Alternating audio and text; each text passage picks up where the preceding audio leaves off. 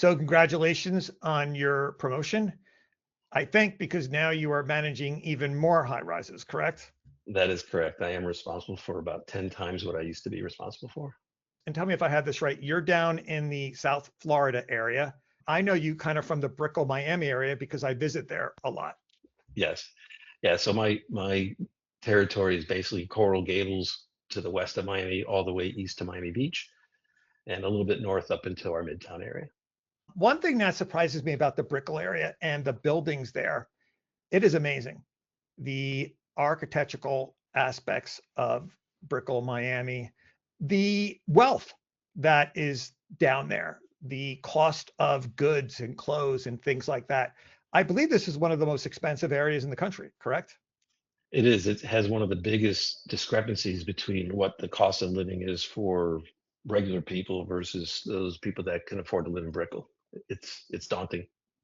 I definitely don't feel like someone that lives in Brickell when I'm walking around. I feel like someone that's visiting their adult son who lives in Brickell. Exactly. I have experience with the high-rise luxury industry from Manhattan, and I don't think a lot of people actually understand the unique amenities that many of these buildings have. Do you want to throw a couple out there that you've run across? Yeah, the luxury high rises have amenities that most associations don't have, such as rooms where the owners can keep their wines, little temperature controlled wine cellars, humidity controlled cigar rooms. We have concierge. We have amazing spas. Yeah, so it's a different world. Yeah, I visited many where they had golf. What do you call the golf? Where it's Golf all, simulators, yes, yes, and we're not talking not about like uncommon. we're not talking about the golf simulator you go and you pick up on Amazon here. We're talking about some pretty sophisticated equipment. Do you agree? Agreed. That also cold plunges have become very popular, and these are installed 15 or $20,000 pieces of equipment that maybe don't get used a whole lot, but they are appreciated when they are used. Wow, you're up like on all the latest and greatest. I have a couple questions in regard to that, but I just thought of something. Have you ever gotten to use the cold plunge at one of the amenities? No, no, I am not permitted to use any amenity in any one of my buildings, and neither are my staffs, Oh, that's because I don't live there and okay. never But maybe will. you well, somebody has to test it out, don't they? Yeah, we let the board members do that. The cold plunges is so interesting. I would have never thought of that. That's a new one, obviously. How does that even go about? How does that come up? Who comes to you and says we want to have a cold plunge, or is that something you keep up with? How does that happen? Now, generally, it's a resident and or a board member. In the instance I'm thinking about, one of the board members said, "Hey, we think we should have a cold plunge," and the manager investigated what it would take to buy and get it purchased, presented to the board, and next thing we know, approved and installed.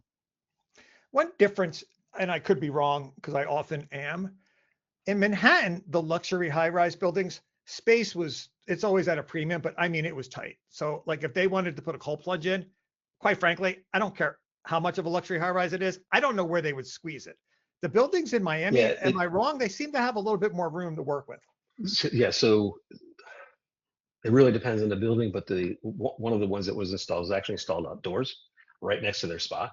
So this is Miami, so they can use it year round. If it's a cold snap here, the cold plunge is still colder. so so yeah, there's plenty of room there. Yeah, I think a cold snap down there is probably like 55 degrees and everyone's freaking out. Do you agree? Yes, and the cold plunge is a good 15 degrees colder than that. How do you handle is parking especially difficult down there, or do you find that most of the buildings don't have parking? They all have parking, but not enough. Generally, developers will do about a space and a half per unit, at least in the old days. Nowadays, there actually are building condos with no parking because there's public parking nearby. But the Brickell area is really, really tight on parking. I've also noticed that a lot of these buildings are like works of art. I just want to let the people that are listening it's not like Manhattan, which is hmm awesome. These are actual, they're sculptures and the building themselves are almost like works of art. Can you expand on that? Yeah, I mean, there's a lot of buildings now that are being affiliated with major brands, Mercedes-Benz, Aston Martin, and these buildings truly are pieces of art in themselves, and they're also very, very large. We're getting some super high rises, which down here is over 100 stories. I think there's 5 coming. So yeah, it's amazing. I actually just had dinner and I was sitting outside the Alston, did I pronounce it right? The Aston Martin. Yes, building. Yes. And somebody it was at night and a truck pulled up and someone was getting a Bentley delivered right out of the truck. Is this something that is quite often that you see or? Happens all the time. Yeah, we have deliveries. You know, a truck will come in for an owner from out of town, and he'll have 3, 4, 5 cars on that truck and get them dropped off, and happens all the time. And I saw building staff also facilitating that with the organizing it, obviously where the truck could park and things like that. So that's like another kind of responsibility that is unique, I think, to luxury high rises. It is. The staffs are oftentimes called upon to assist owners in endeavors like that, contractors, you name it. I think tell me if I'm wrong, there's a misconception to being a luxury high rise manager. I've met so many of them. It's definitely stressful, 100%. There's really no room for error. Error is unacceptable. Absolutely. I mean, yeah, and I mean down here, especially in high season, from basically a little bit before Thanksgiving until about Easter, that's when our buildings are full. And some of the owners will come down for maybe 2 weeks. They'll own a unit in this building, come down in 2 weeks, and for those 2 weeks, they expect everything to be perfect. Right. The elevator can't be down. There's no excuse that we're waiting for. And as a matter of fact, if there's 3 elevators, all 3 have to work. Correct. Yeah. So in season, it's very, very stressful for the managers. But there's this misconception, at least I think it is, that the managers are somehow, even though they're under a lot of pressure, treated poorly. I actually think it's one of the best jobs where you're actually treated with such a high level of respect from the residents and you're so much appreciative. I think it's one of the most rewarding manager jobs out there. It is. I love going to the buildings that I have where it's ultra high luxury. Just the ambiance in those buildings are very welcoming. The staff is welcoming. The managers are keeping things on point. And there's a lot of pride to that. So yeah, it can be stressful, but no, they're some of the best managers in the world. A lot of the luxury managers I've run into too is exactly what you just said. There's pride in their buildings, 100% pride. Because I've had the privilege of having luncheons with luxury high rise in Manhattan, not in Miami, and they're managing buildings where billionaires live. They are 100% prideful of their buildings. Do you agree? Exactly. Each one of them thinks they have the best building in Manhattan. So I have a bunch of managers who think they all have the best building in Miami Beach. I'm not going to argue with them.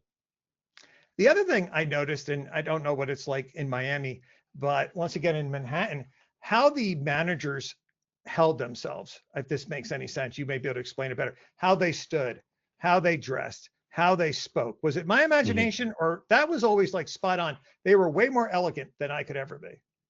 Yes. A lot of my managers in the high ultra luxury have a strong hospitality background. That training is exactly what you said. It's how they hold themselves, how they dress, and how they speak.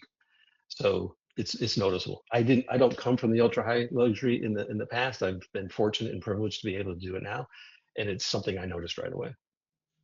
All right, so it all can't be great. Like I'm not going to put you on the spot and ask you what's so horrible about it, but there has to be some aspects of the job that make it extremely difficult compared to other manager type jobs. Well, the expectations is what makes it difficult. I mean, like I said, we have owners that come down for 2 weeks a year, maybe twice a year for 2 weeks. And if things aren't working exactly correctly, the amount of dissatisfaction is I won't say unbearable, but it's very, very high. And you don't want any resident being unhappy, especially to those levels. So there's a lot of pressure. So I would say that's not that every manager is under pressure, but it's a high level of pressure.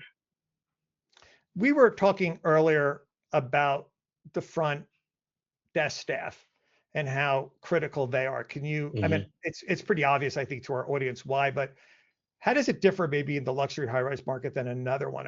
I almost feel like, once again, they can't be too busy. If 10 people come in, somehow they have to manage it all. They just can't tell people to wait. True. Most of the high luxury buildings I have are not that large. So 120 units or less. I have one that's only about 31 units. So we don't get those backups at the front desk. We don't get people walking up looking for information or instructions. So when residents come to the front desk, they have a need, and we have to meet that need. One of the critical keys that I found is these buildings are adequately staffed. That's one of the key items, right? There's enough people there. Heaven forbid a dog urinates in the lobby or has an accident. Mhm. There's no waiting for someone to show up. There's going to be somebody there available to take care of that task. Am I correct? The answer is yes. And a lot of my buildings, I would argue that they are understaffed or could use one or two more people. The ultra high luxury buildings are staffed appropriately. Once again, the residents expect high levels of service, and they pay for it. We might have a building that doesn't have an overnight housekeeper, but if something happens in the lobby, that front desk person is jumping up and doing that job because that's how they're trained.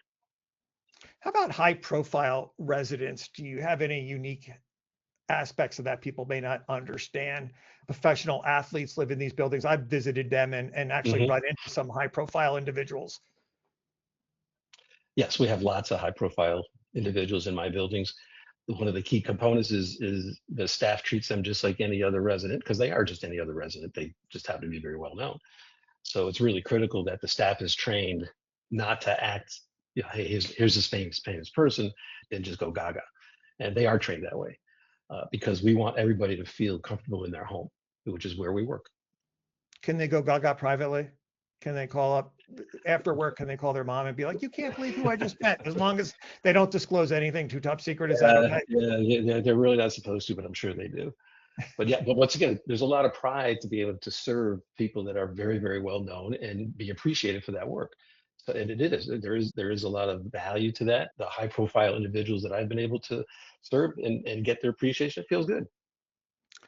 Another aspect of all this is, as far as appreciation goes, they're usually paid better. Do you agree that the managers are well paid individuals typically for their Yes, job? they are. Now they've earned it. I mean, you Right. you can't manage one of these places unless you have 10, 15 years of experience in the industry, a high level of hospitality. So they're compensated very, very well, but they've earned it.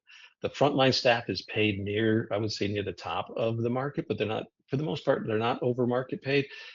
I do have some legacy employees that have been in their buildings for years and years and years, and yeah, they're top levels for sure. But the managers, the assistant managers, concierges, they're well compensated because they've earned it. The way I wanted to wrap up is I'm a manager. I'm managing a high rise building right now or a multi story building, and I want to aspire to be a luxury high rise manager. What are the realistic opportunities for that, and how should they go about it? It's not super realistic because there's I was going to say there's not that many luxury high rises, but as you noted, in Miami, the boom is really amazing. If somebody wants to be in high rise luxury high rise management, they need to be able to obtain a very strong hospitality background. I have lots of managers that have come from hotels, and that's a very, very huge plus. So even if you haven't come from hotels, to be able to take maybe a Ritz-Carlton course, for example, so you learn that level of residential hospitality, very, very critical. What was that called? Some famous hotel program. Really? And what is it? Yeah, Give me yeah, it seems yeah. I mean, Ritz Carlton has a very famous training program.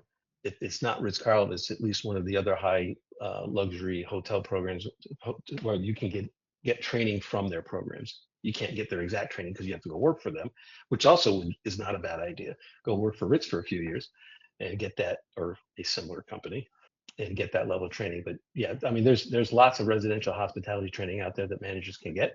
You just have to really invest themselves.